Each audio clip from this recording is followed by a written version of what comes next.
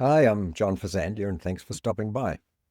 My wife gets anxious in the car when I'm driving, and not surprising. I mean, we are married after all. And look, but she's not wrong to be. I'm confident, maybe too confident, and I know how to handle a car, mostly. But she's always doing things like this, pointing out and saying, "Watch out, there's someone there," or "Did you see that car?" And half the time I'm thinking, "Yes, I saw it. I've got this." But here's the thing: the other half of the time I don't see it, and she's pointing out something that's literally in my blind spot. The place I physically cannot see from where I'm sitting, no matter how good I think I am at driving. So she saved me from an actual accident more than once. I remember this one time I was absolutely certain I'd checked over my shoulder, and I was sure there was no one there. And I even said it aloud, "No, I've seen that, there's nothing there." And she goes, "John, there's literally a motorcycle right there." Oops. Turns out I had a blind spot about my blind spot. I was convinced I'd looked when I actually had looked but hadn't seen anything. And the only reason we didn't have an accident because someone who loved me was paying attention to what I couldn't see. She was also wanting to save her own life in that moment, but she didn't want me to have the accident. And here's what I realized. The fact that I couldn't see something didn't mean it wasn't there. And the fact that my wife was anxious about my driving didn't make her wrong. Sometimes the person pointing it out is actually seeing something that you missed. Now, here's the thing. You have blind spots at work too, not in your vision, in the way you manage people. And by definition, you can't see them. That's what makes them blind spots. But they're holding you back probably more than you realize. And like me on the road, you might even have a blind spot about your blind spots. You might be absolutely certain you've already seen something, when actually you haven't. You don't see your own reactions the way your team does. A manager I worked with, let's call him Mark, it's not his real name, he had been managing his team for a couple of years and he thought things were going well. His team delivered results, he gave feedback, and it all looked fine. And then something happened that made him stop. One of his team members made a mistake, nothing catastrophic, a small error in a report. Mark felt frustration flash through him fast before he could even think about it. He didn't yell, he wasn't harsh, but there was a coldness in his response, a slight, sharp tone. The email that was technically professional but felt distant. He didn't think much of it, he was just giving feedback, right? But here's the blind spot. Mark had no idea how that moment landed on his team. Because from Mark's perspective, he was just pointing out an error, a straightforward comment. But from his team's perspective, they saw something completely different. They saw my manager gets annoyed when I make mistakes. And once that message gets out, it spreads. Quietly, but it spreads. People stop bringing problems early. They stop telling you about challenges they're struggling with. They bring you polished versions because the unfinished version feels unsafe. Here's what Mark realized a few months later when we started working together. His team wasn't bringing him real issues anymore. They were only bringing him solved problems, and Mark was sitting there thinking his team weren't engaged. They weren't taking initiatives. They weren't being transparent with him. They weren't being transparent, and he was blaming them. But the real issue, his reaction had shut the door. He just couldn't see it. Because you can't see your own reaction the way other people experience it. Your team sees your face, your tone, the pause before you answer, the way you say yes, but your body language says no. They're reading you like a book, but you're just managing normally. And that's the blind spot. You think you're being helpful, your team thinks they're drowning. Here's another blind spot I see all the time.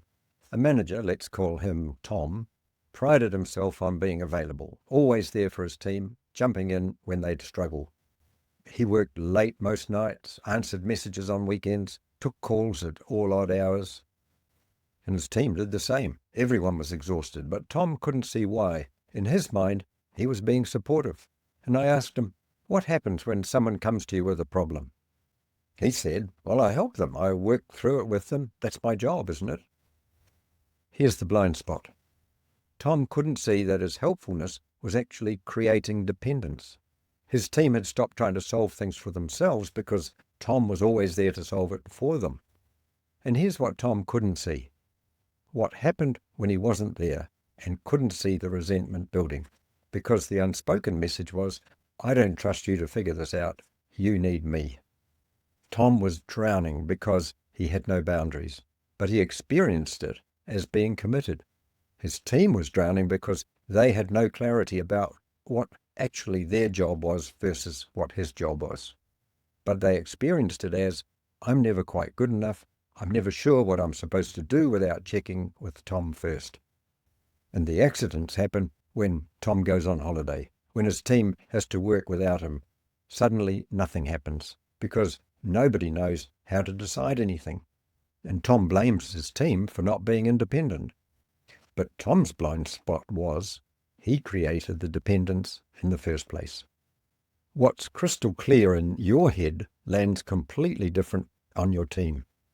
The last blind spot I want to show you. A manager, let's call him Paul, was frustrated.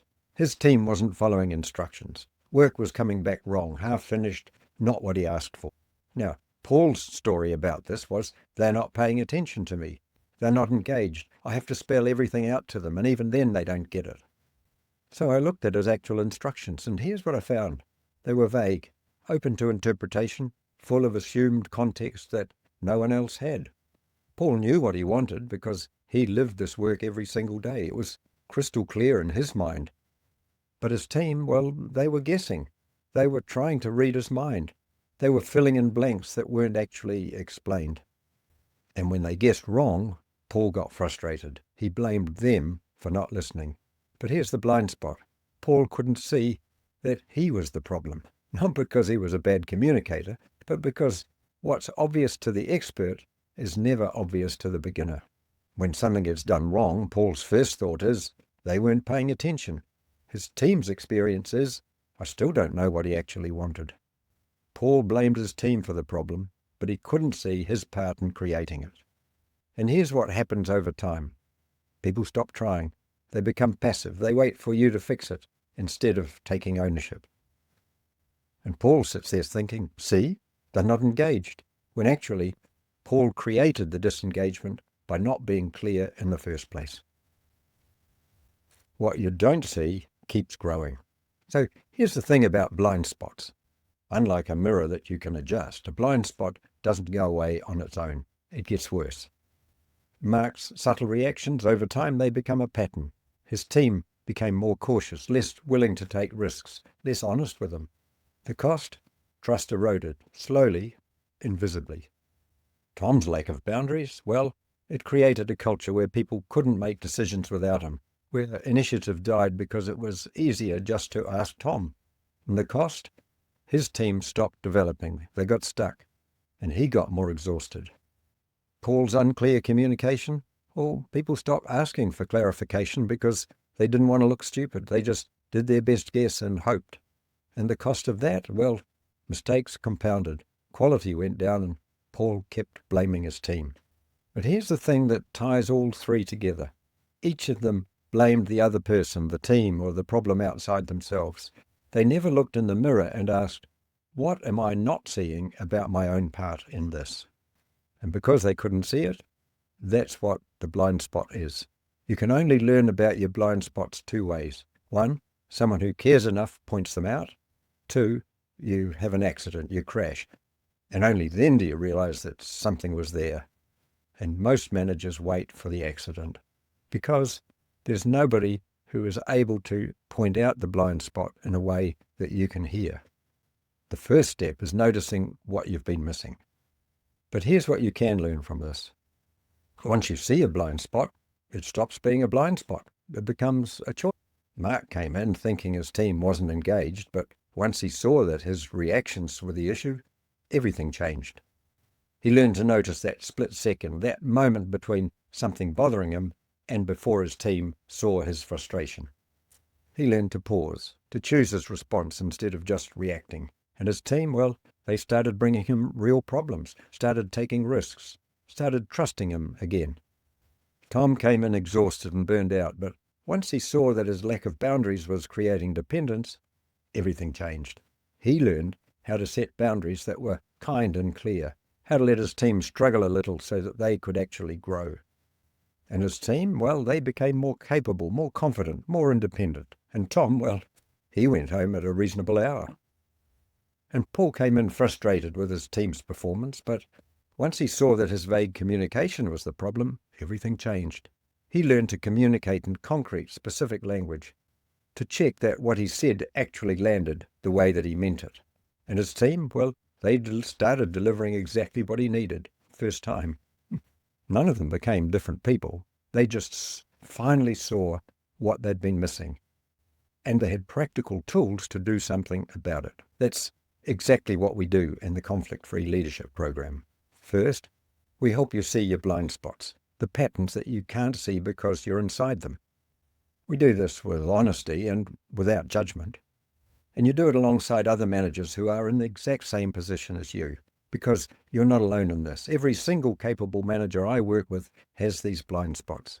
Then, once you see it, we teach you practical tools, not theory, not abstract concepts. How to notice your reaction before it lands on your team. How to set boundaries that feel good and create clarity. How to communicate in language that actually sticks. How to move from blaming the other person to asking, what's my part in this? Now, that shift from not seeing to seeing, that's where everything changes. So here's my question to you. What blind spot might be holding you back that you can't see? What pattern are you blaming other people for when actually your part is invisible to you? If you're recognizing yourself in any of these stories, if you're wondering what you might be missing, there's a conversation that we can have about that. But either way, I want you to know the fact that you can't see the blind spot doesn't mean it's not there. It means you need someone else to help you see it. And once you do, everything shifts. I'll be talking a bit more about this in the coming weeks. I'm John Fazandia, and thanks for watching.